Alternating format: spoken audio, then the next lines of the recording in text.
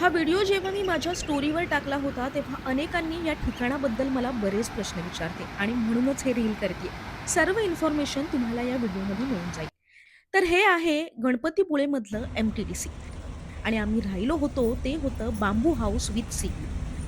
आता या रूममध्ये आम्हाला काय-काय मिळालं ते दाखवते. 2 लोकांसाठीचा हा रूम आहे आणि यात चांगला मोठा बेड, टीव्ही, छोटा फ्रिज, एसी, एक छोटं टेबल, 2 चेअर आणि तुमचं सामान ठेवण्यासाठी एक छोटं वॉर्डरोब सुद्धा देण्यात आलंय. आणि वॉशरूम सुद्धा बऱ्यापैकी मोठा आहे विथ गीझर.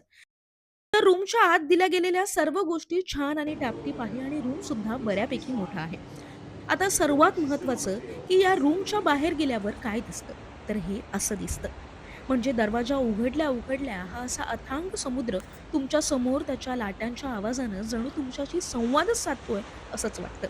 इथे रूमच्या बाहेर बसून वेळ घालवण्यासाठी छान वुडन आणि नेटचा झोपाळा सुद्धा आहे. बसण्यासाठी बाकं सुद्धा ठेवण्यात आली आहेत, ज्यावर तुम्ही छान सकाळ संध्याकाळचा चहा, समुद्राच्या लाटांचा आवाज ऐकत घेऊ शकता. आता महत्त्वाचा मुद्दा, या रूमचे चार्जेस किती? तर एम-टी-डी-सीमध्ये वेगळ्या प्रकारचे आणि वेगळ्या रेंजचे ऑप्शन्स अवेलेबल आहेत. ज्यात अगदी 2,900 पासून ते ₹6,000 पर्यंत रूम्स मिळतात.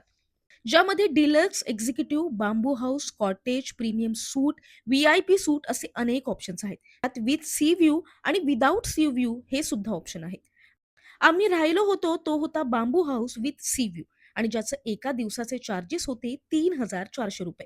तुम्ही हे रूम ऑनलाईन त्यांच्या ऑफिशियल वेबसाईटवर जाऊन बुक करू शकता.